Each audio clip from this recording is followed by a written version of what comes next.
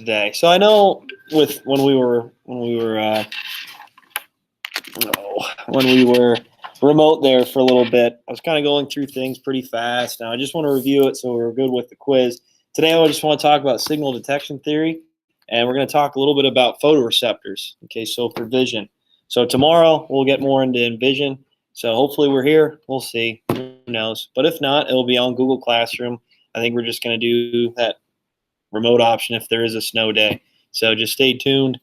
Even if we do have a snow day tomorrow or Thursday or whatever it is, just make sure you check out Classroom.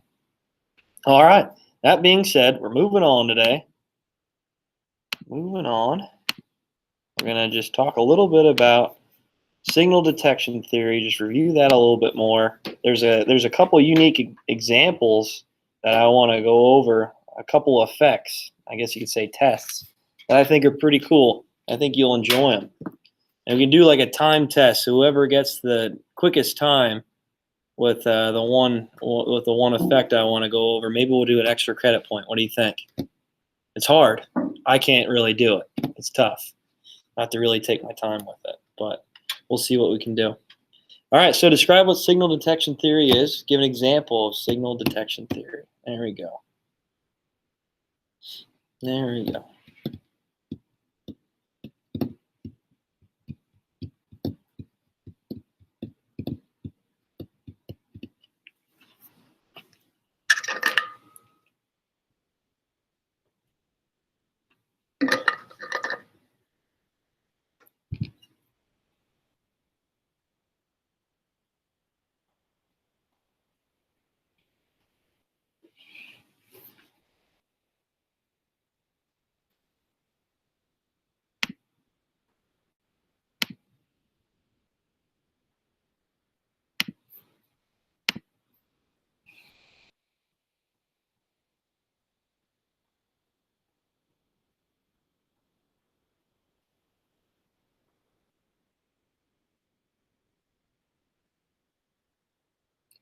I feel like the class is getting smaller and smaller every day. What do you think, Rooster? Did he? Oh, want to call him out? Forney too, huh? Jeez, what's going on here?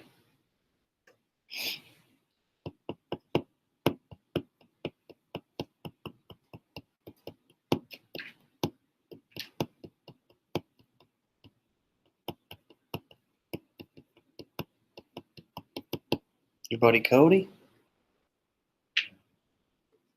Mm-hmm. You are the last one standing. Oh.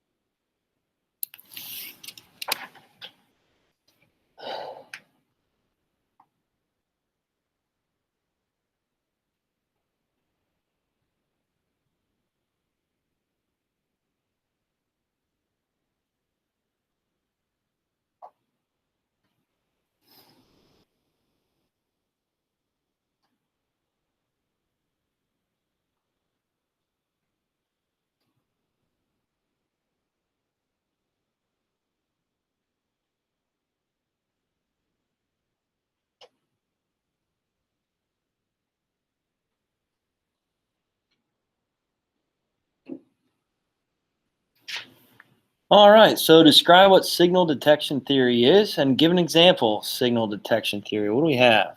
What do we got? TC, what do you got back there for this? It's like the ability to differentiate patterns.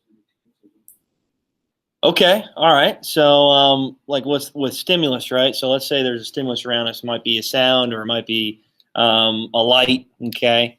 It's how we make decisions based off if there's going to be another introduction of another stimulus, okay, maybe another sound or a light that might happen, how that might affect our decision making and our perception of those stimuluses. or maybe it's something that's maybe just disappearing. Okay, maybe it was a stimulus that was happening that was really strong at one point, and then it was diminishing over time. And how we make decisions, how we just understand what that stimulus is after some short time. Does that make sense, guys? All right. So, what example do you have, TC?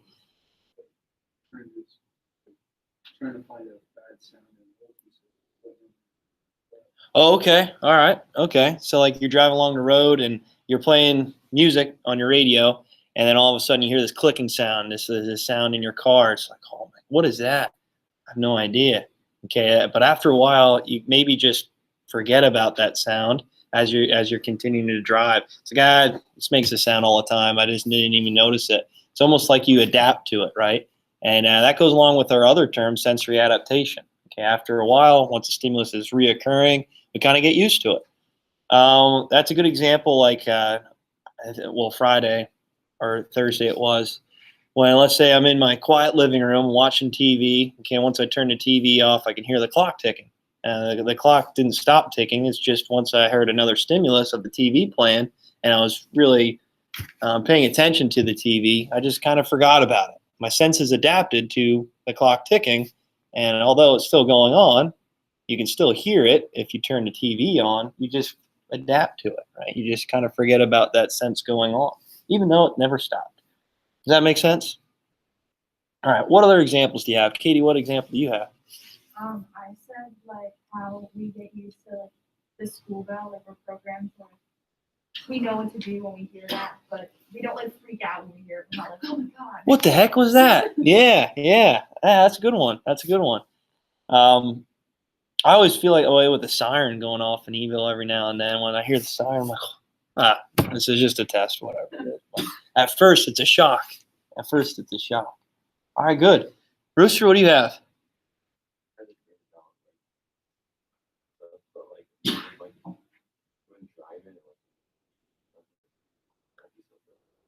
Okay, yeah.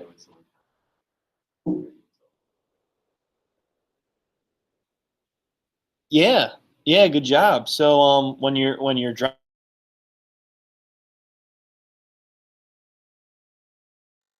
person coming the other way, I always do that. I'm like, oh my bad, and then he like flashes his lights at you. It's, oh, okay, yeah, my high beam's on. Okay, that was something going on there I forgot about doing. Yeah, good. Megan, what do you have? What example do you have? If you're home alone in a really creepy house. Oh, yeah, that's a good one. So every little sound is amplified in a way. It's like, what is someone in here? Someone gonna come and get me? That's a good one. I like that. Especially at night when I'm just sitting there and just watch a scary movie or something. You hear a creak. What was that? What's going on? Yeah, good one. I like that. All right, Rebecca, what do you have? I just said that we hear unknown noise and you question that what's going on and where it's coming from. Yeah, good job. The thought of the unknown, right? Okay, when you hear a noise or let's say like I think I said this Friday as well, if it's real foggy or snowy or raining out, you have no idea what's going to be coming up in the road ahead. So you're just going through a lot of possibilities in your mind of what could maybe jump out on the road, which causes you to make a decision to slow down or maybe hit the brakes, and you'd be driving at a rate that you normally don't do on a road if there's clear vision and everything. Good job. Gracie, what do you have? I just said keeping it on. Forgot about it. Yeah, that happens a lot too to me. Yeah, keep the turn signal on, you hear the clicking, it's like, oh, how didn't I notice that? Yeah, good job. So we adapt to that sound. All right, good. Sarah, what do you have? So this recently just happened to my mom. We were watching TV. She heard the clicking sound from the fan. And it distracted her, so she didn't even hear what the sound was. And she's like, no, I don't even hear it. Yeah. Oh, that's funny. And then like once you hear that sound, it never goes away then, right? It's like, oh, I hear that fan. There's something wrong up there. I just don't know what it is. Yeah, good job. All right, Zerby? So, like, I watch like TV, Yeah. right? And I have an ear purifier in my room, Oh. and that's always going. And so, whenever I'm about to go to bed, I forget that that's still on. So I turn off the TV, and I was like, "What's that loud noise?" Yeah. It's my ear purifier, so I turn that off, and that's why. Yeah, okay, good. Good job. So same thing with fans. All right. I could never sleep with any sound going on with a fan though. And on a really hot night, it's like, oh, you know what, I have to have it on or I'm gonna be sweating. So I need to keep that on and I just adapt to the sound over time. And once you detect something, like you said, you hear a sound, another sound, then it's almost like it's amplified because you're already adapted to that environment. Yeah, good. Do you guys ever drive? Okay, you're driving down the street and then let's say it's a really crowded area. Let's say you're in Harrisburg for some reason, and you're going down to these stoplights and everything, and your music's playing pretty loud. But when you need to focus, you need to turn down your volume. Does anybody do that? No, Rooster, you do. I do it all the time. It's like I got to focus here. I got to focus. I got to turn the volume down, even though that's not going to really, it might help you with hearing other sounds around in the environment when you're driving, but just to concentrate more. I just need to focus here. I need to turn the volume down because I'm in a crowded area. I'm in uncharted territories, right? Yeah, I always do that. And a lot of times I find myself stopping at green lights.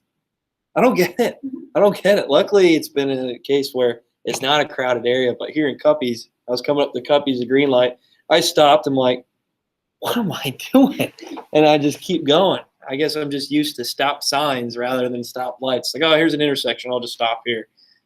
Everybody's probably like, what is this guy doing? Katie? Do you ever like freak yourself out like at night?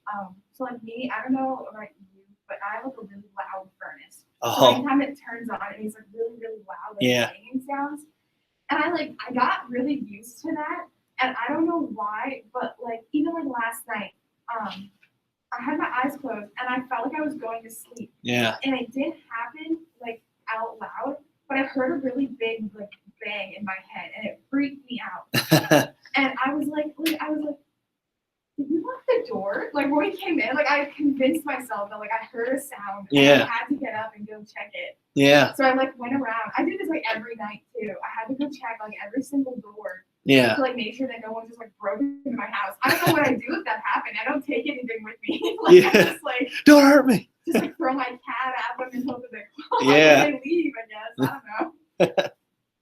That happens a lot when I remember watching TV downstairs or playing video games, and my girlfriend would turn on the dishwasher.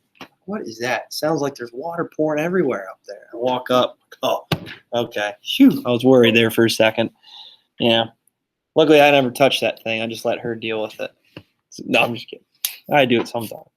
All right, there you go. So, vocab. How about I give you 2 minutes? 2 minutes to work on vocab. And I want to go over some of these examples here where the signal detection theory, we might have to pause or we might have a delayed response depending on what we visualize, what we see, or what we detect, depending on what it is. But this one's just dealing with sight. All right, so 2 minutes, work on vocab, and we'll move on here.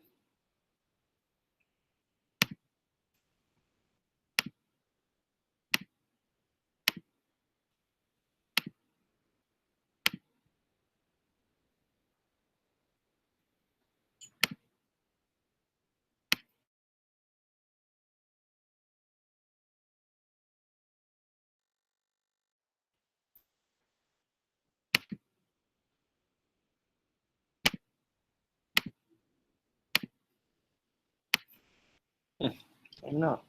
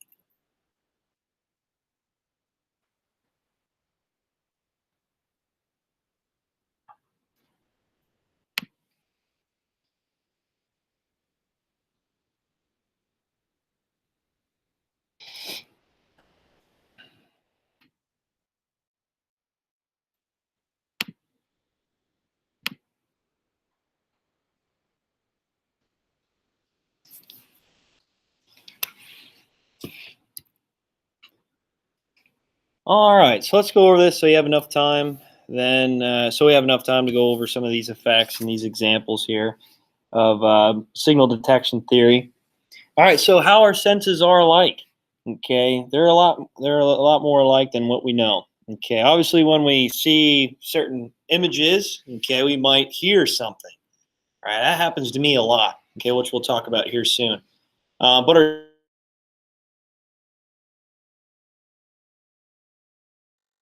taste, touch, okay, we already kind of understand what we're going to be sensing, right? If that makes sense. Okay, how our senses all work together when we are maybe eating something or maybe when we smell something. Okay, we kind of know what that taste is going to be.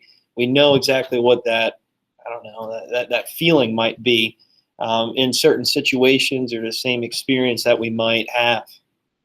Okay, that happens often, like I mentioned. Okay, there's many cases where I go into McDonald's or something like that. I already know what I want to get. I want to get a Big Mac. I know how it tastes. Okay, I know how it's gonna, I guess, fulfill my stimulus needs, right? Okay, and how it smells. And I think that's something that we can all relate to, even though we aren't actually tasting that burger at that time. We know kind of what it's going to taste like. Yeah, I know sometimes it might not always be the case. Let's say they're missing a few toppings or something like that, or it might be a little dry. But for the most part, we know how our senses are going to react to that certain stimulus. So how our senses are all like number one, they all transduce stimulus energy into neural impulses. Okay. So like I said before, our brain actually doesn't interact with the outside world. Our senses do that for us, and our brain just makes sense of it. Okay, it perceives that stimulus to, for us to understand, okay, what we're tasting, what we're touching, what we're smelling, what we're hearing. Okay, so they all have a form of transduction, which transmits that energy, that stimulus, okay, to a neural impulse for our brain to understand. And it interacts in different parts of our brain, which we talked a little bit about last chapter, and we'll talk more about this chapter. Second, they all are more sensitive to change than to constant stimulus. So like I mentioned before with signal detection theory, okay, once we were watching TV or something like that, we might adapt to our environment. Okay, once we hear a different sound, we're going to be more reactive towards that sound. Like, what was that? Okay, I wasn't ready for that. Okay, my sensory adaptation was occurring for a long period of time watching television, just focusing on the TV, and all of a sudden I hear a sound which is going to try to, which just takes my, I guess you say, attention away from that TV. So more sensitive to change than the constant stimulus. So if we smell something, if we see something going on um, from what we were already focusing our attention on, if that makes sense. And there's cases of visual blindness, which we'll talk a little bit more about, and probably towards the end of the week here, where we don't actually see or we don't sense certain things if we're actually extremely focused on something, especially with pain. Okay, right, TC? I'm sure you got bumped up and bruised a couple of times playing football, and once you're committed to that play, once you're doing it for a long, well, for a short period of time with football plays, you can just kind of forget about that sense, that pain for a little bit. Third, they all provide us with information about the environment we are in.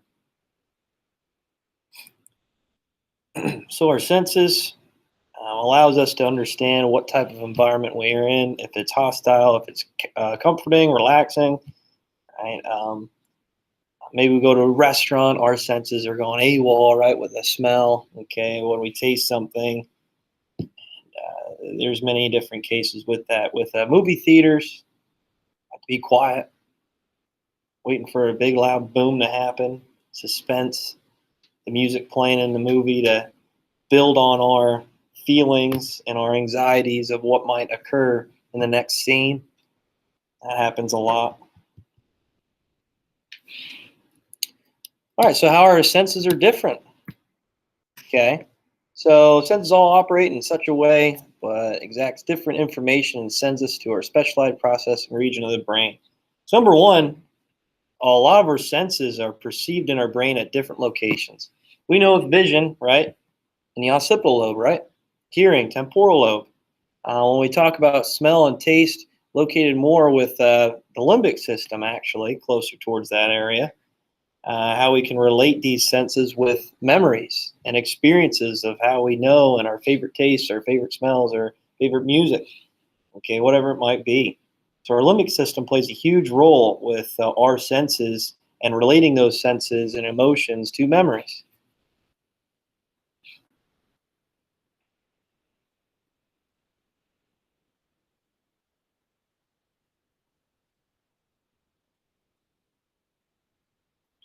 So number one, the biggest one, is that all these senses are perceived in different locations of the brain.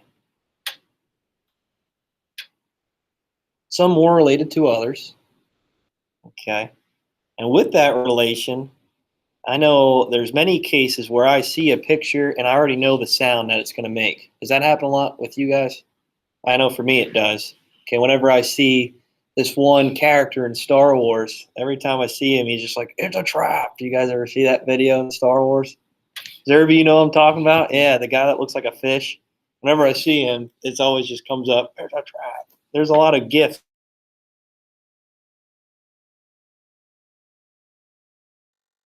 I already know what he's going to say. Okay, and they might put it like a quote. Oh, when you see the door slam or something, how long's a trap? I don't know. It's funny. But with a bell, that's a simple one. We see the bell, we know what sound it's going to make. Okay, and that's how our senses work together. Even though it's processed in different parts of the brain, our senses do work together in understanding different stimulus, okay, and our environment around us. And like with the T-Rex, if I see a picture of a T-Rex from Jurassic Park, I know exactly what his roar is going to sound like, right? I can just visualize, or I can understand what sound he's going to make, even though he's not making the sound. Okay. What examples do you have for that, Rooster?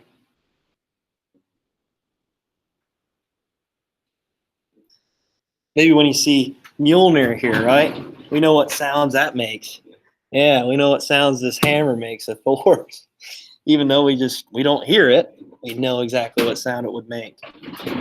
It's almost like imagining that sensation, right? Okay. All right. So real quick, I'd like you guys to turn to page 212 while I go on obviously on the iPad here, and we're going to do a quick experiment, an effect, which I think is pretty fun. So we'll first do the disappearing circle, and then we'll do the Stroop effect.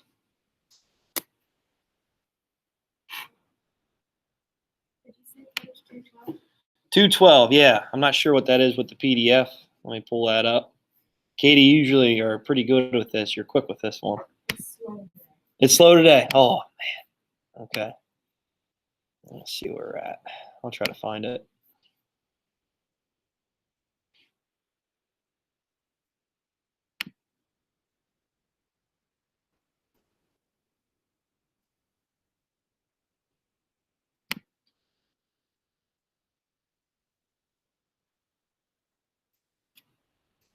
Well, you're right. It is slow today.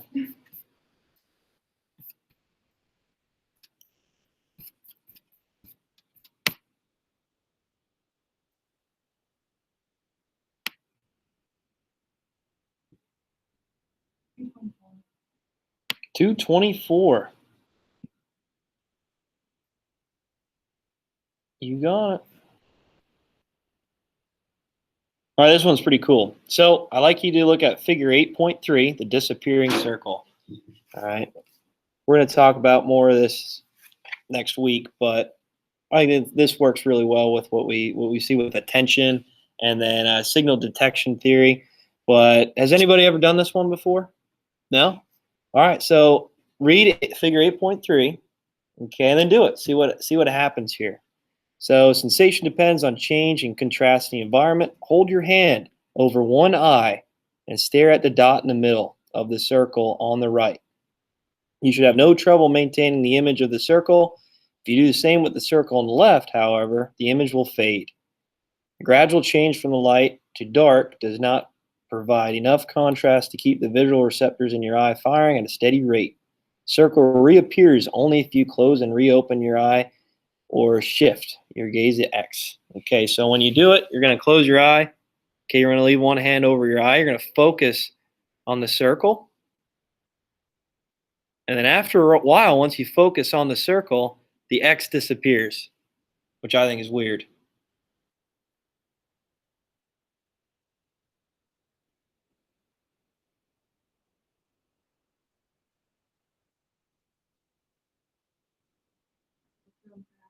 Actually, the whole circle for me disappears when I stare at it with my left eye onto the circle to the right.